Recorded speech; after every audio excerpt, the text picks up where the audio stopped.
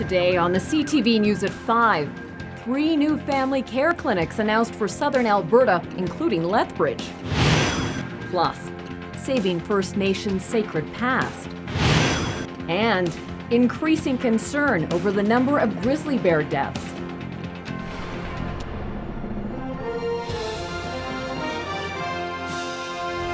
CTV News with Jackie Scantlebury. Good afternoon. Lethbridge, Brooks, and Medicine Hat are among 24 Alberta communities that will be getting family care clinics under a new government plan to improve medical care. Alberta Health Services says a lot of Albertans rely on emergency departments and hospitals to get access to a doctor. But the government says a lot of patients looking for primary care would be better served in the community at a family care clinic or an FCC. The government will be working with community leaders and health providers in the coming months to develop some specific plans for each site. The Lethbridge Clinic will be located on the north side, but a spokesman says no specific sites have yet been determined.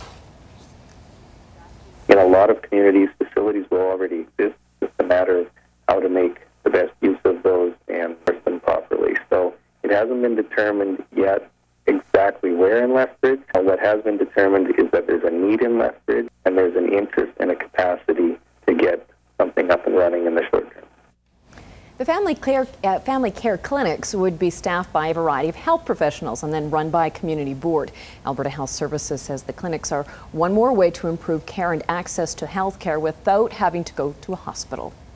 2 youth are facing charges after a couple of armed robberies with BB guns in Taber. In one case, a person was shot twice with a BB gun. Police say the first robbery happened last week in the basement of a home. The second on Sunday, when a male was driven to a secluded area near Taber, forced to his knees at gunpoint, then robbed of money and shot twice with a BB gun. The youths remain in police custody.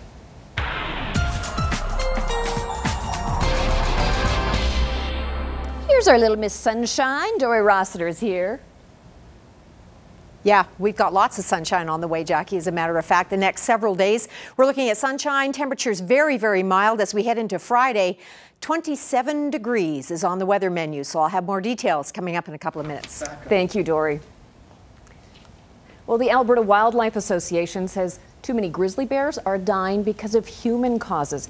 15 of the threatened species died in 2012. 14 of those because of human interaction. The bears are an Alberta icon. The government created a recovery plan for the species back in 2008. However, not all the recommendations to protect the species have been implemented. Bears have died after human interaction, either from being hit by motor vehicles or because too many humans in the backcountry cause problems. As the bears become more accustomed to humans and their food sources, they begin to look for humans and human things to eat. The Alberta Wildlife Association says the 15 bears that died last year isn't the number that's frightening them the most. It's that 195 bears have actually died in the past decade. That's almost a third of Alberta's bear population.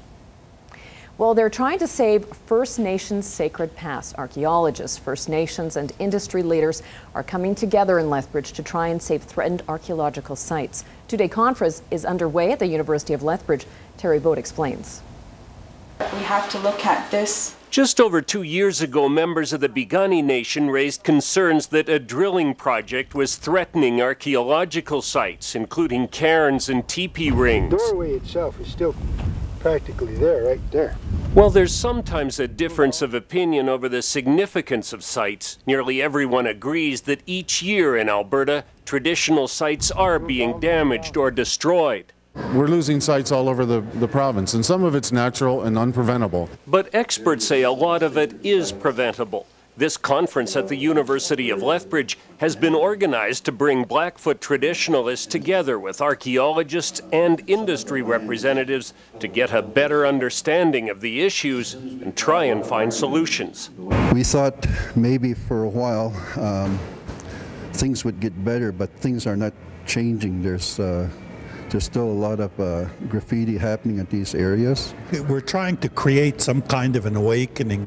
Organizers of this conference say it's still too early to say what kind of action they'll come up with. But they say the fact that they're coming together like this, is in itself a sign of action. And I think for future generations, you know, we're losing so much of our culture and a lot of our historic sites. retain that knowledge and what it means to the Blackfeet people. And many times there is something that can be done to avoid impact of these places, to reroute pipelines, to move a subdivision slightly, to put a park in an area where there's maybe teepee rings found instead of putting a house on there. These are very doable things. Both traditionalists and archaeologists say there's a finite amount of heritage on the ground, and it's important to save it before it's gone.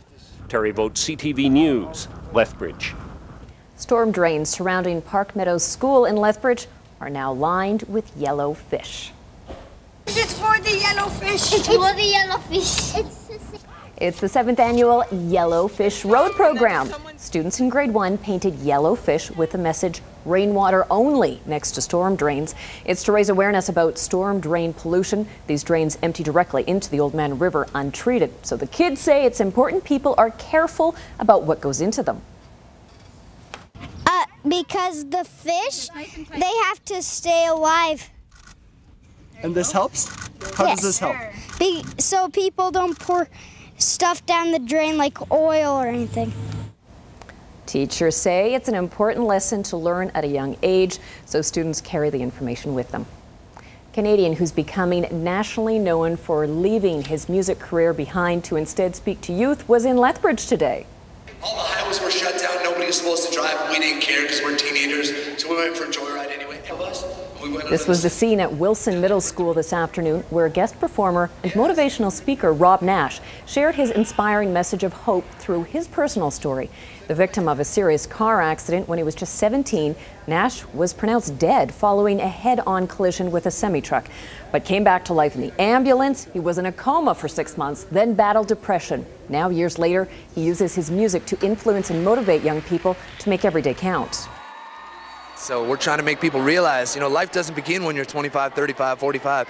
There's a reason for you today, and if you make those things count every day, your life is going to be very different, To a story about another inspiring individual. 4 generations of royalty gather today to mark the 60th anniversary of the Queen's coronation. As Nick Schifrin reports, they pay tribute to the monarch's devotion to a role she never chose. For the Brits, this is informal. The country's second longest serving monarch, the historic Westminster Abbey, a ceremony of thanks for Queen Elizabeth exactly 60 years after her coronation. June 1953, Elizabeth II walked down the same abbey to the same music. The 1,000-year-old ceremony was lavish. She was a glamorous 27-year-old mother. Her train was 80 feet long, the weight of an empire placed on her head. That crown, bejeweled and solid gold, weighed 5 pounds. Since then, the Queen has shaken 4 million hands, conferred 400,000 honors, and outlived 11 U.S. presidents. 60 years ago, in this holy place, Queen Elizabeth II was anointed with holy oil. Today, they celebrated the same crown, the first time in 60 years it had been moved. And they celebrated a woman who's led her country with a steady hand.